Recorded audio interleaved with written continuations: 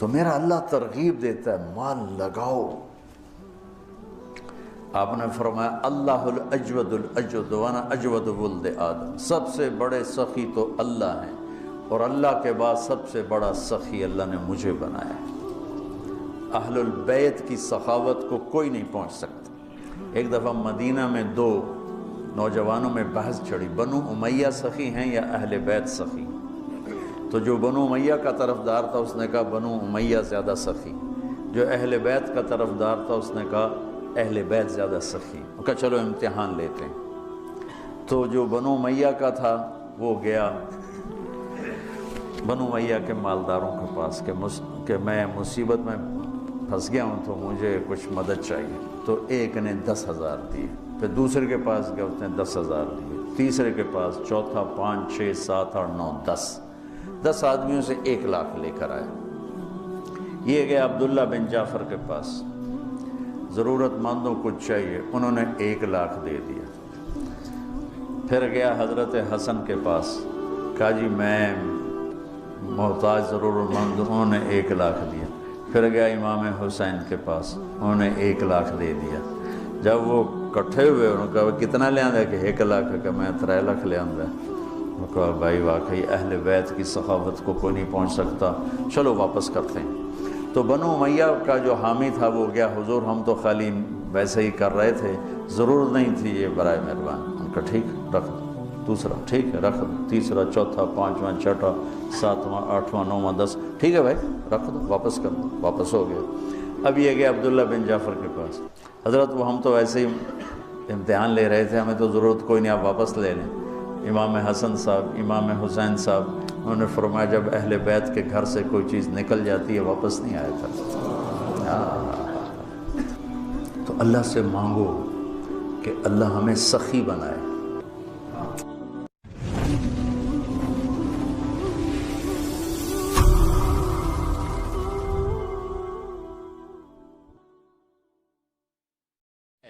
جو گھنٹوں چہرہ دیکھ کے نازاں رہتی تھی، گھنٹوں چہرہ دیکھ کے کہتا تھا میں کیسا جوان، چند صبحیں گزری چند شامیں گزری، بڑھاپے کے مکڑی نے آ کے جالا بنا، اب اپنے چہرے کو دیکھ کے شیشہ نیچے کر لیتا ہے کہ نہیں میں وہ نہیں، اللہ کی قسم تو ہی ہے، پر بڑھاپے نے تیرے حسن کو تباہ کر دیا، تیرے حسن کو نگل گیا، بڑھاپا تیری جوانی کو کھا گیا، غم تیری خوشیوں کو کھا گیا، شام تیری صبح کو کھا گئی، اندھیرا تیرے اجالوں کو کھا گیا، اور ایک دن موت میری تیری زندگی کو کھا جائے گی، اور پھر ایک دن قبر کی مٹی ہمیں اپنے ساتھ مٹی بنا دے گی، پھر ایک دن۔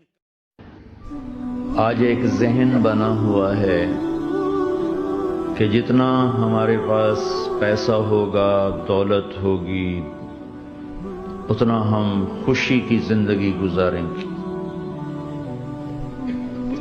ایک ذہن یہ بنا ہوا ہے کہ ہر آدمی آزاد ہے، جو مرضی کرے۔ اس کے مقابلے میں اللہ یہ ذہن بناتا ہے خوشیاں پیسے سے نہیں آتی، اضحک و ابکا، اللہ جس سے چاہتا ہے اسے خوشی دیتا ہے، اللہ جسے چاہتا ہے اسے دکھ دیتا ہے، غم دیتا ہے۔ دوسری بات کے بارے میں اللہ تعالیٰ فرماتا ہے افحسبتم انما خلقناکم عبثا، تم کیا سمجھتے ہو کہ تم ایسے ہی بیکار ہو، آزاد ہو، جو مرضی۔ آپ نے فرمایا جب میں جنت میں جاؤں گا تو میرے ساتھ میری امت کے غریب لوگ ہوں گے، تو میں دیکھوں گا کچھ عورتیں ایک طرف سے آئیں گی اور مجھ سے آگے چلی جائیں گی، تو میں ان سے پوچھوں گا تم کون ہو میری امت میں سے، اپنے نبی سے بھی آگے جا رہی ہو، کون ہو؟ وہ کہیں گی یا رسول اللہ ہم آپ کی وہ بیٹیاں ہیں جو جوانی میں بیوہ ہو گئیں اور بچوں کی خاطر دوسری شادی نہ کی، ہم وہ ہیں۔ اس صبر پر میرے نبی نے کہا کہ وہ مجھ سے بھی آگے جا رہی ہوں گی۔ اللہ کے لیے آنکھ کا آنسو خشک ہو چکا ہے، کب کا رونا بھول گئے اللہ کی محبت میں، کب کا تڑپنا کدھر چلے گئے؟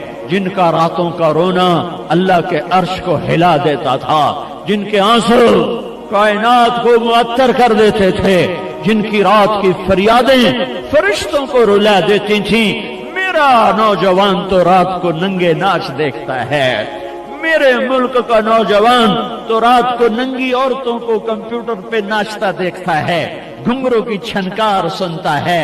میرا نوجوان تو موسیقی کا دل دادا ہے، میرا تاجر تو جھوٹ کا غلام ہے، پیسے کا غلام ہے۔ میرے سارے امت میں بھی انہی میں سے ایک ہوں، میں بھی بھٹکا ہوا راہی ہوں، میں شور مچا رہا ہوں۔ آ جاؤ آ جاؤ آ جاؤ، اللہ کو پالیں، اللہ کو ڈھونڈ لیں، اللہ کو ڈھونڈ لو۔ تسبیح پڑھنا دین کا حصہ ہے، پورا دین نہیں۔ نماز دین کا حصہ ہے، پورا دین نہیں۔ پورا دین 24 گھنٹے کی میرے محبوب کی زندگی کا نام دین ہے۔ وہ دین کہیں کھو گیا ہے، گم ہو گیا ہے۔ عمر ہوئی ڈھونڈتے ڈھونڈتے، کہیں سے مل جائے، کہیں سے مل جائے، کہیں سے مل جائے۔ مدت ہوئی ہے یار کو مہما کیے ہوئے۔ حضرت عائشہ رضی اللہ تعالیٰ عنہ فرماتی ہیں کہ یوسف علیہ السلام کو دیکھ کر عورتوں نے ہاتھ کاٹ لیے تھے۔ وَقَطَّعْنَ أَيْدِيَهُنَّ وَقُلْنَ حَاشَا لِلَّهِ مَا هَذَا بَشَرًا إِنْ هَذَا إِلَّا مَلَكٌ كَرِيمٌ۔ عورتوں نے ہاتھ کاٹ لیے تھے، لیکن اگر وہ میرے محبوب کو دیکھ لیتی تو اپنے جگر کاٹ کے بیٹھ جاتی، اپنے دل چیر کے بیٹھ جاتی۔ اللہ نے آپ کو ایسا حسن و جمال عطا فرمایا۔ لوگوں کے لگائے ہوئے نشتر، لوگوں کے لگائے ہوئے زخم چھوڑ دو رسنے کے لیے، چھوڑ دو گھاؤ بننے کے لیے، چھوڑ دو انہیں گہرا ہونے کے لیے۔ یہ جتنے گہرے ہوں گے اتنا تم اللہ کو محبوب نظر آؤ گے۔ تو بچا بچا کے نہ رکھ اسے، تیرا آئینہ ہے وہ آئینہ کہ شکستہ ہو تو عزیز تر ہے نگاہ آئینہ ساز میں۔ اسے ٹوٹنے دو، اسے ٹوٹنے دو۔ توڑنے والوں کو کہہ دو آ جاؤ ادھر آ ستمگر، ہنر آزمائیں تو تیر آزما، ہم جگر آزمائیں۔ لوگوں کو بولنے دو، عورتوں کو بولنے دو، تم سنتی جاؤ اور سہتی جاؤ اور پیتی جاؤ اور اف نہ کرو اور آہ نہ کرو۔ تم وقت کی رابعہ بصری ہوگی، تم وقت کے جنید بغدادی ہوگے۔ اور ایک تابعین میں سے ہیں، صحابی نہیں ہیں، ان کو رومن نے پکڑا اور ان سے کہا کہ عیسائی ہو جاؤ۔ کہا میں نہیں ہوتا۔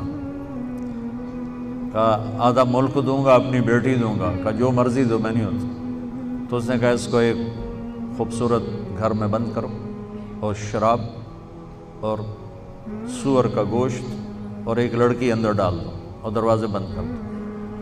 انہوں نے کر دیا۔ 3 دن 3 رات وہ ایک جگہ بند تھے اور عمیر رضی اللہ تعالیٰ عنہ کی آنکھ اوپر نہیں اٹھی، یوں بھی نہیں دیکھا۔ تو وہ کہنے لگی کہ من یمنعک منی، تمہیں کون روک رہا ہے، تمہیں کون روک رہا ہے؟ کہنے لگے مجھے وہ روک رہا ہے جو مجھے بھی دیکھ رہا ہے، تجھے بھی دیکھ رہا ہے، جسے نہ نیند آتی ہے نہ اونگ آتی، مجھے وہ روک رہا ہے، مجھے میرا رب روک رہا ہے۔